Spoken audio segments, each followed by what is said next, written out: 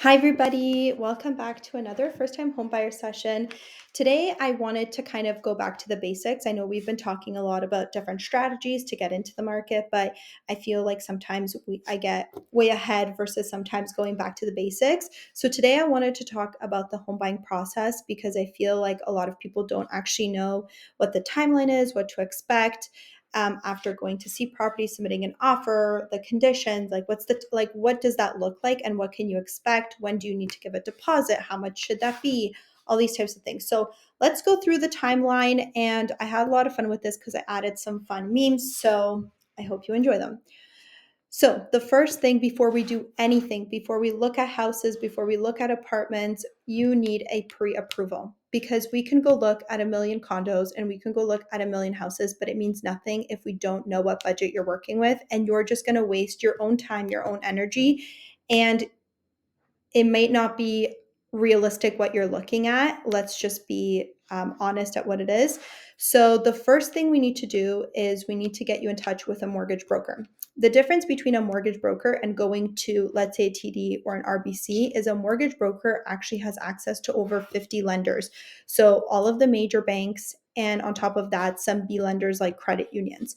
So they are able to take all of your information, so your income, your debts, any expenses, things like that, and they're able to look at over 50 different lenders. So all the major banks and some B lenders and see what is the best option for you in terms of the best terms. So the best rate, the best purchase price.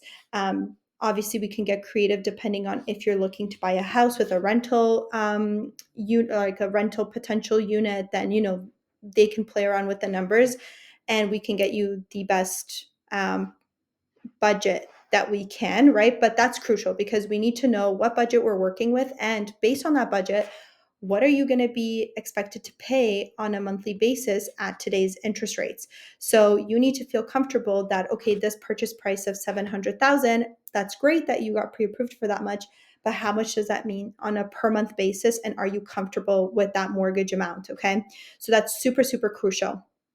Another thing to note here is when you go and get a pre-approval, the mortgage agent will get you the best rate possible and they will put a 3-month hold on that rate, which is good because in case interest rates go up, you have that lower rate secured. And if interest rates continue to go down and the lender can get you a better rate, the mortgage agent will be able to rejig all the numbers and get you a better rate. But at least we have a starting point of a rate hold, which is really good. So that's the first thing we need to do.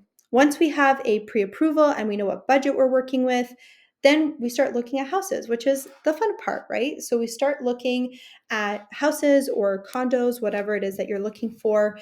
We talk about your criteria. So, of course, if you need a parking spot, that's a must have. We want to make sure we're looking at properties or condos with one parking spot. If you need 3 bedrooms, we're looking at properties with 3 bedrooms. I set up an automatic search alert to your email. So every day you will be getting an alert based on all this criteria of new properties coming out to the market. I also make it super seamless if it's you and a partner or you and your family looking to buy. I put everybody in a group chat. That way, we're all on the same page in terms of showings, in terms of offers, listings that we're sending each other back and forth. Everything is on one group chat.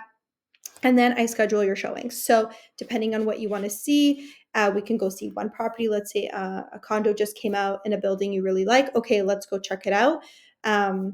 We can see one place, or we set up like a Saturday and we see 5 different properties or 5 different condos, right? Usually showings last between 15 minutes to an hour. So just depending on how many we're trying to do that day, I will schedule them out based on kind of the way we're going to go. And then I always send you the schedule with the addresses so you know what to expect that day. And we start looking and shopping, which is the fun part. Okay. But it's fun. But if you are unrealistic and you are not flexible, it could become very draining. Okay. There are must haves that are crucial. So, like I said, if you have a car and we're buying a condo and you need a parking spot, that's pretty crucial. If you need 3 bedrooms, that's pretty crucial. But you need to be flexible, right? Like, for example, some condos, they might not be staged right. They might have an ugly green color on the wall and it throws you off. But with a fresh coat of paint and some modern furniture, that condo would be a completely different unit, right? So we have to be flexible on some things that are not must haves because this is not your dream home. This is your first home. And typically, what we're seeing is people move every 5 to 7 years. So, this is your stepping ladder to move forward. So, there might be some things that you might have to be flexible on, especially things like cosmetic things that you can easily fix yourself for at a low cost to you, right? So, this is important because it will just drain you if we're looking at a million things and we aren't narrowed down on what exactly is a must have. And sometimes I have no problem going with clients to see a bunch of different properties at first because you also need to see what you like, what you dislike, what building or what neighborhood. So that's fine. But if you keep the range too big for too long, it's going to cause you to not enjoy the process as much. So that's where I kind of help you to narrow down the search. Okay. So let's say we find something that you love, amazing, and you want to put in an offer. So let's break down kind of the offer component and timeline. So the first thing we want to talk about is the seller's offer strategy. So this is typically the two most popular ways sellers are listing their properties. They're either listing with offers anytime, meaning they're listing at a price that is usually market value with a little bit more in order for them to negotiate the price. Okay. So that means that they're willing to look at an offer at any point. There's some wiggle room to negotiate there and, first come, first serve type thing. An offer date is what we saw kind of happening during the peak in COVID. And now we're kind of seeing that strategy coming back with some condos, especially now with so much inventory on the market. And this strategy is where the seller and the listing agent are actually underpricing the property in order to get as many eyeballs on it as possible. And then they're holding an offer date a week later. So typically you can expect that they want more than asking price, and we'd have to look at the comparables and see exactly what the actual market value of that property is because sometimes they undercut it by a whole lot. And you're seeing this on realtor.ca or House Sigma and thinking, wow, this is too good to be true. But they want substantially more based on what the market value is for that property.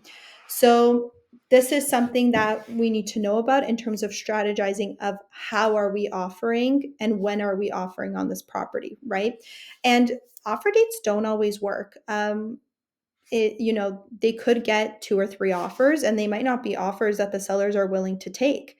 Um, so they don't always work. And if they don't work, typically what we see is the day after an offer date, the seller terminates that listing and they relist all over again at the actual price that they want with a little bit of wiggle room to negotiate. So don't be intimidated by the whole offer date situation. Yes, there could be two or three offers we're up against, but that doesn't necessarily mean that those two or three offers are any good. Okay. So that's the first thing, is knowing kind of what strategy are the sellers trying to do. Next, we talk about the components of an offer. So, of course, the purchase price. So, how much are you offering them? The deposit amount. So, the deposit is different from the down payment. The deposit is what you're giving as an act of faith, and basically, like when you go to a furniture store and you purchase furniture, you give a deposit saying, "Yes, I'm buying this, and this is my deposit." It's the same. It's the same thing. So, the deposit amount is usually 5% of the asking price, and this is due within 24 hours of an accepted offer. So you need to make sure that this money is liquid. It's not tied up in any stocks. It's not tied up in anything else. It is liquid and ready to be submitted within 24 hours of an accepted offer. So just because we submit an offer today doesn't mean you will need to give it tomorrow. It just depends on how our negotiations go. We could be negotiating for 3 days, and after everyone signs and accepts the offer, that's when you would need to give the deposit. The closing date, so this is the day that you want to close on the property and receive the keys. So this, of course, will depend on your own situation. So maybe you're currently renting and you've paid up till you have your last month's rent that you've already covered, or maybe you're going somewhere and you don't want to move in for another 2 to 3 months, or you want a quick closing, you want to move as soon as possible. And this is one that we can typically use to our advantage in terms of a term in order to help us get an offer accepted. And what I mean by this is, let's say there is a condo for sale and it's vacant. It's costing the seller money to maintain this condo. So yes, the seller might want their, high purchase price, but at the end of the day, it's costing them money to maintain this. So maybe if you're flexible, we do a quick closing, like a 3 week or 30-day closing. And this is where we can kind of get a lower price for it because we're doing something that will help the seller by closing quickly. Okay. Conditions and clauses. So conditions, we'll talk about in the next slide. Conditions are there to protect you in order for us to do our due diligence on the property, on the condo, or the townhouse, whatever it is, in order for you to feel comfortable moving forward. And the clauses. The clauses are pretty much preset, but typically the ones that are included are, everything will be working on closing day, all the electrical, plumbing, mechanical, everything will be in good working order. Appliances will be in good working order. The seller will leave the property in a broom swept condition, things like that.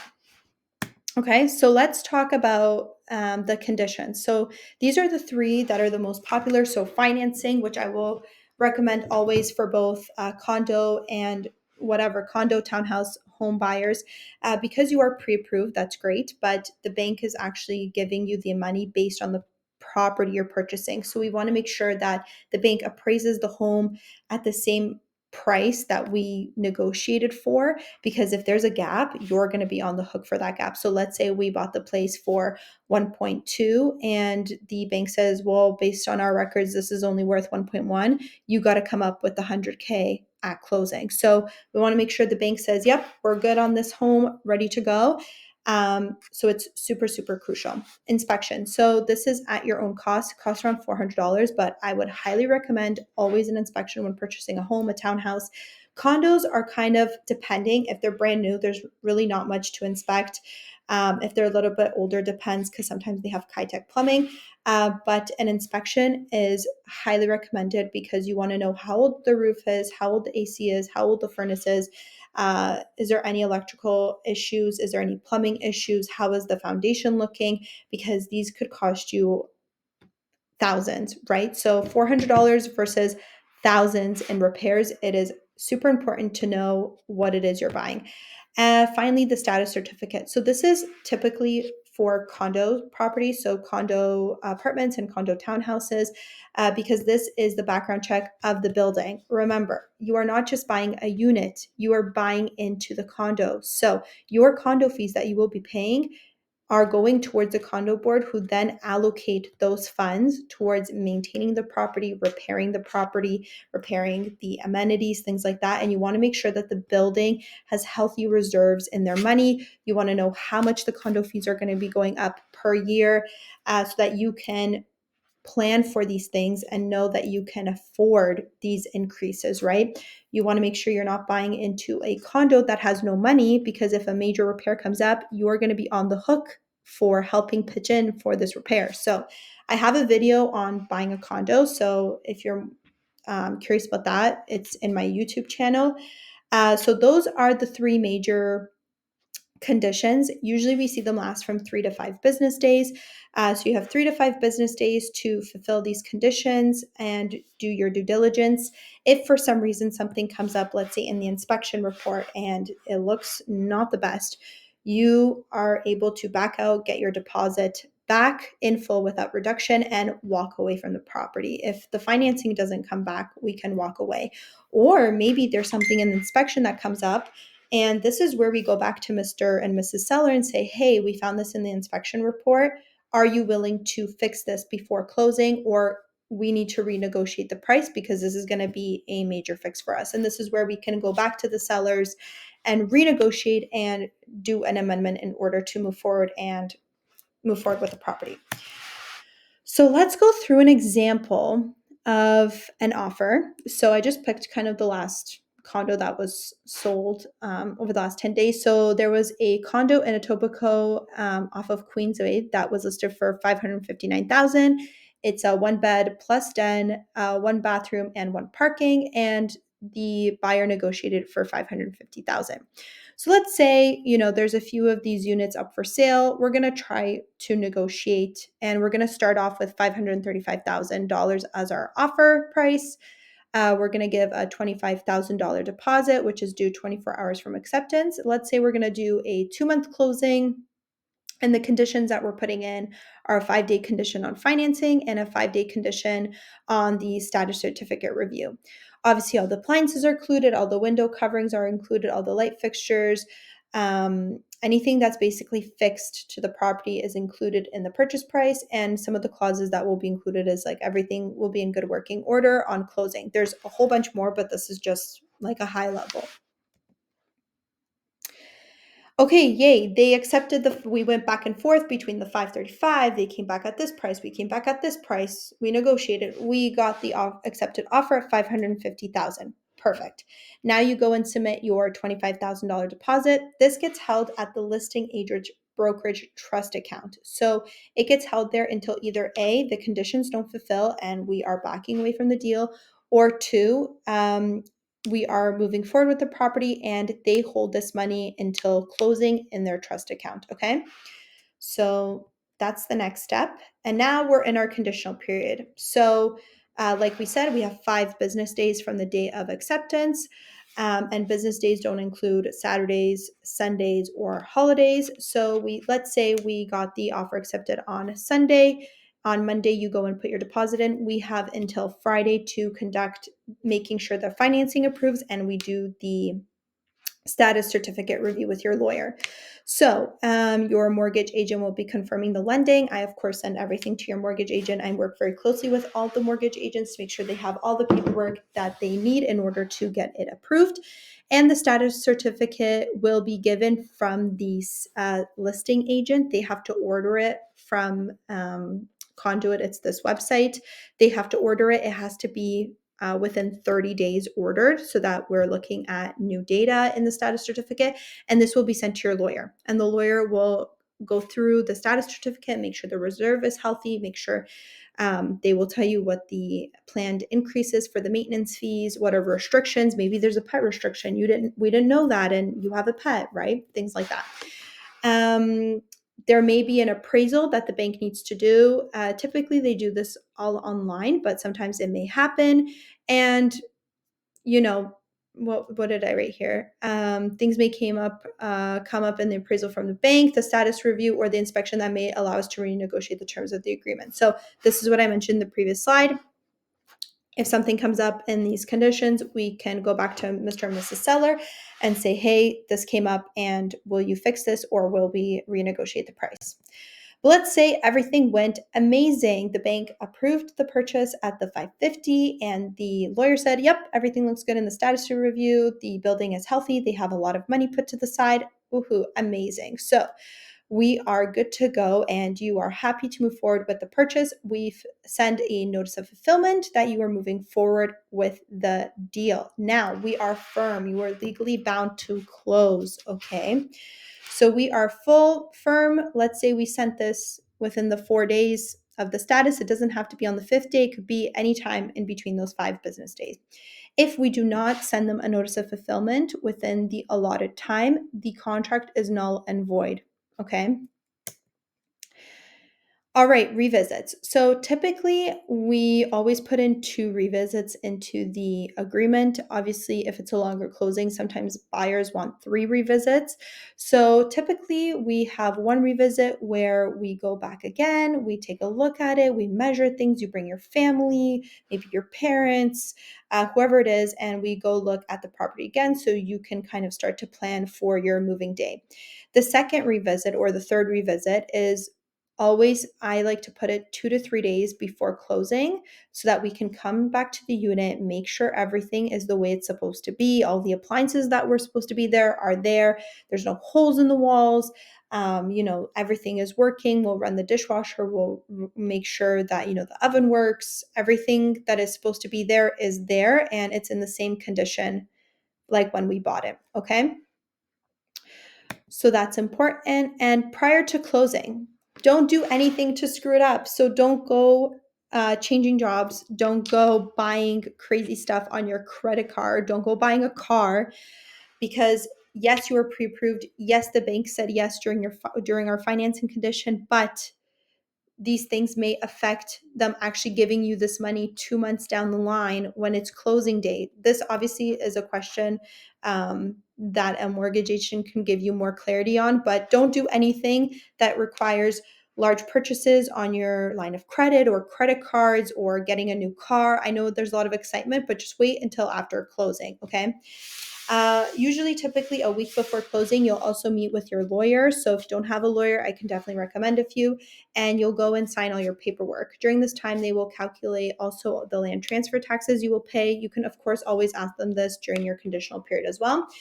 They will do all the calculations for you in terms of how much land transfer tax you owe, what's the difference minus your deposit of the down payment you need to provide, any adjustments. Adjustments are essentially if the seller, for example, has already paid for the year of property taxes, you may need to reimburse them for that amount. As well, they will make sure there's no liens or anything like that, and they will handling the closing for you with the bank. So they will be in touch with your mortgage agent in order to make sure the money gets wired to the seller on closing. Okay.